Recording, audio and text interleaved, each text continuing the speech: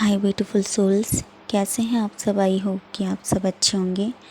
आज मैं बात करूंगी कंट्रोलिंग बिहेवियर क्या होता है। तो आज मैं इसी के बारे में बात करने वाली हूँ। तो देखिए, जो कंट्रोलिंग बिहेवियर होता है वो दो प्रकार का होता है। यानी कंट्रोलिंग बिहेवियर के दो प्रकार होते हैं। तो पहला होता है शारीरिक और दूसरा होता है एनर्जी लेवल पर कंट्रोलिंग बिहेवियर। यानी कि पहला जो शारीरिक होता है, यानी कि आपको शारीरिक रूप से कंट्रोल किया जाता है। दूसरा एनर्जी लेवल पर आपको कंट्रोल किया जा सकता है। तो ये दो प्रकार होते हैं। तो सबसे पहले मैं शारीरिक बताऊंगी। तो कभी देखा होगा आपने कि ऐसी फैमिली भी होती है जहाँ किसी भी व्यक्ति को कंट्रोल में रखा जाता है ना।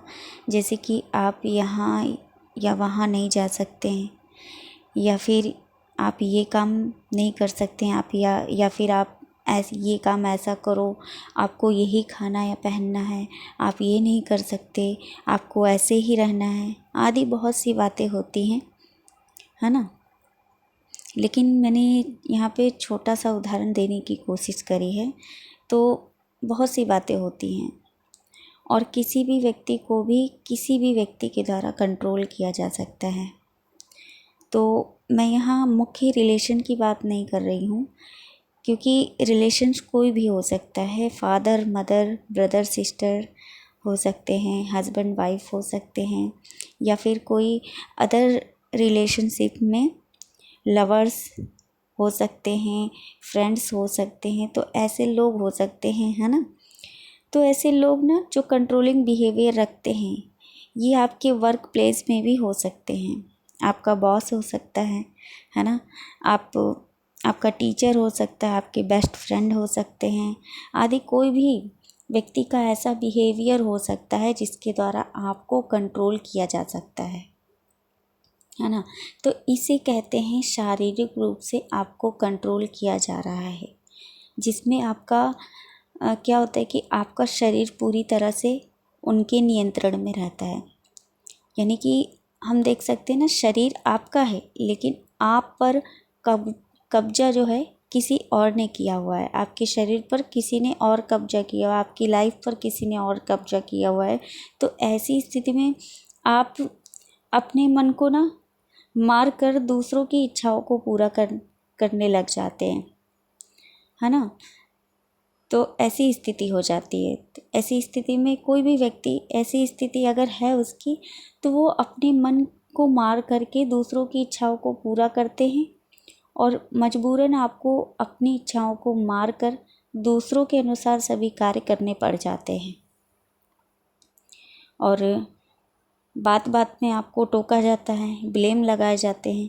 यानी कि आपको पूरी तरह से ऐसे कंट्रोल किया जाता है कि आप अपनी इच्छा अनुसार अपना जीवन नहीं जी सकते हैं, कोई काम नहीं कर सकते हैं। तो ऐसे लोग अपनी इच्छाएं पूरी तरह से आप पर थोप देते हैं, फिर भले ही आप उसमें इच्छुक हों या ना हो, है ना। तो ये कंट्रोलिंग बिहेवियर है जिसमें आपका शरीर पूरी तरह से दूसरों के द्वारा नियंत्रण में होता है।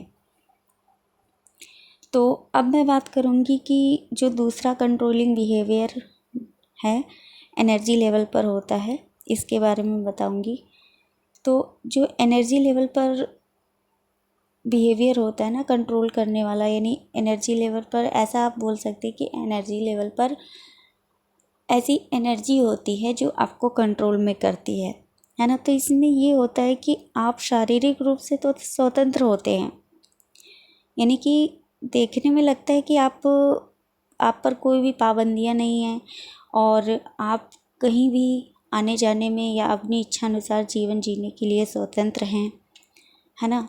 ऐसा देखने में लगता है, लेकिन आंतरिक रूप से यानी कि एनर्जी लेवल पर आपकी ऊर्जा को नेगेटिव एनर्जी के द्वारा कंट्रोल कर दिया जाता है। तो नेगेटिव वो लोग भी होते हैं, यानी कि उनके अंदर भी नेगेटिव एनर्जी होती है जिनके द्वारा आपको शारीरिक रूप से कंट्रोल किया जाता है। तो नेगेटिव एनर्जी उनके द्वारा भी कार्य करती है। तो अनजाने में लोगों का व्यवहार होता है ना, उस स्थिति में अनजाने में लोगों का व्यवहार कंट्रोलिंग हो जाता है, अनजाने में। लेकिन जो एनर्जी लेवल पर आपकी ऊर्जा को नेगेटिव एनर्जी के द्वारा कंट्रोल किया जाता है, तो ये कार्य जानबूझकर किया जाता है, ये जानबूझकर होता है। तो ऐसी स्थिति में आप खुद को अकेला महसूस करते हैं, निराश हो जाते हैं, आप खुद को निराशाजनक महसूस करते हैं, टूटा हुआ कमज़ोर महसूस करते हैं। बाहरी रूप से आपका शरीर तो सभी क्रियाएं करता है, लेकिन एनर्जी लेवल पर आप डिप्रेशन में चले जाते हो, आपको कुछ अच्छा नहीं लगता है ऐसी स्थिति में, अथवा आप वही काम करने लग जाते हैं जो आपको नेगेटिव एनर्जी के द्वारा कराया जाता है। आपका मन बेहोश हो जाता है। क्यों? क्योंकि नेगेटिव एनर्जी के द्वारा आपको कंट्रोल किया जाता है। तो एनर्जी लेवल पर कंट्रोलिंग एनर्जी आपकी सोल और शरीर को भी नष्ट कर देती है। तो ऐसी एनर्जी ना सबसे ज़्यादा खतरनाक साबित हो सकती है, जो ऐसी एनर्जी होती है जो कि आपको एनर्जी लेवल पर कंट्रोल में करती है। तो बात करूँगी कि जो लोग आपको शारीरिक रूप से कंट्रोल करते हैं, तो ऐसे लोग आपको तो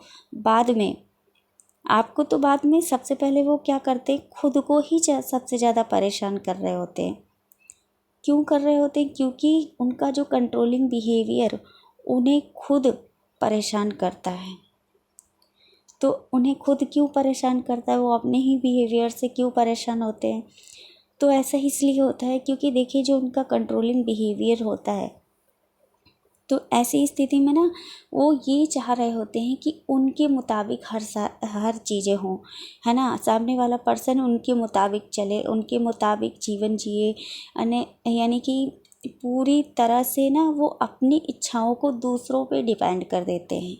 यानी कि वो खुद परेशान है ना, खुद अपनी ऊर्जा से परेशान हो जाते हैं, इसलिए वो ऐसा करते हैं।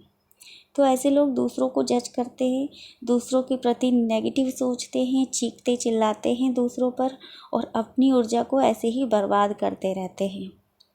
ऐसे लोग सेल्फिश होते हैं, जो सिर्फ अपनी मर्जी चलाना चाहते हैं, जैसे मैंने अभी बताया था, है ना, और दूसरों पर शासन करते हैं ऐसे लोग। तो यदि आपका बिहेवियर कंट्रोलिंग है, जजिंग है, तो क्या करें, है ना। ऐसी एनर्जी से आप कैसे बाहर निकल सकते हैं? तो आपको करना ये है, अगर आपकी एनर्जी ऐसी है कि आपको अचानक से, क्योंकि देखिए ऐसी स्थिति में कोई जानबूझकर नहीं होता है, वो नहीं चाहता है कि उसका बिहेवियर ऐसा हो, खुद नहीं पता होता है वो कर क्या रहा है ना। तो ऐसी एनर्जी हो जाती है ना, क्योंकि हम देखते हैं ना, नेगेटिव एनर्जी आ जाती है हमारे अंदर, तो इस तरह से बिहेवियर हो जाता है अनजाने में। तो अगर अनजाने में ऐसा बिहेवियर हो जाता है और हमें ये नहीं पता चलता हम कर क्या रहे हैं, वास्तव में क्या कर रहे हैं ना, तो ऐसी एनर्जी से आप कैसे बाहर निकल सकते हैं? आपको करना ये है कि आपको सेल्फ लव करना है, फॉरगिव करना है, खुद को भी और दूसरों को भी, है ना। और अपने अंदर की नेगेटिव एनर्जी को ख़त्म करने के लिए मेडिटेशन करना है, या फिर आप खुद को पॉजिटिव अफर्मेशन दे सकते हैं।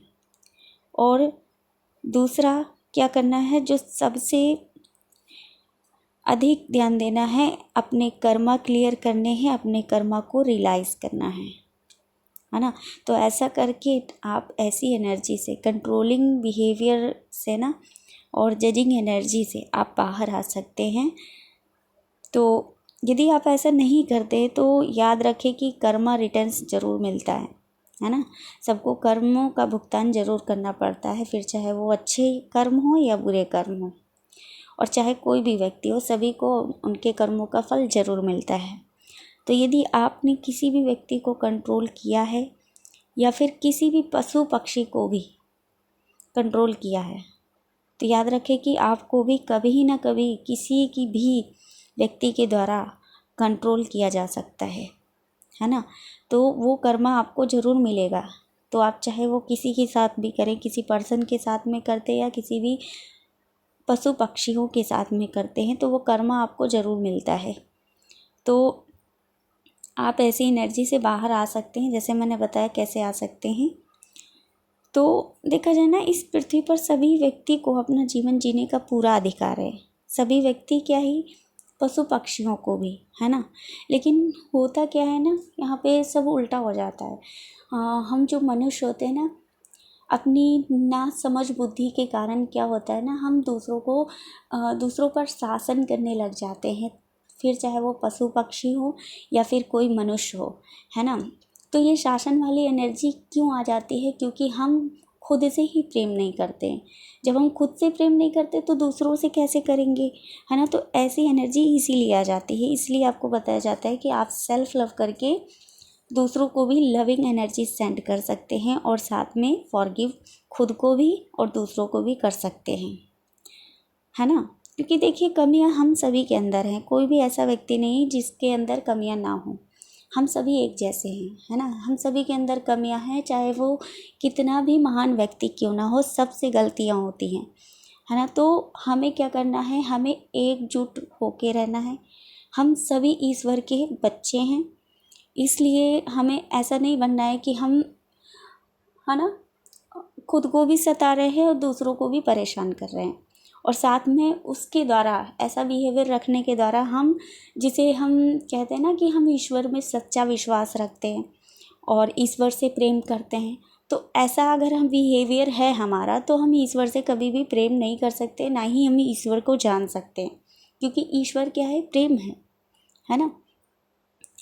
तो आई होप कि ये वीडियो आपके लिए हेल्पफुल रहेगी। मिलते हैं नेक्स्ट वीडियो में। आप अपना ध्यान रखिए, खुश रहिए, स्वस्थ रहिए। God bless you all, love you all, thank you so much. यदि आपके कोई भी क्वेश्चंस है तो आप मुझे कमेंट सेक्शन में पूछ सकते हैं। तो आई होप आपके लिए वीडियो हेल्पफुल रहेगी।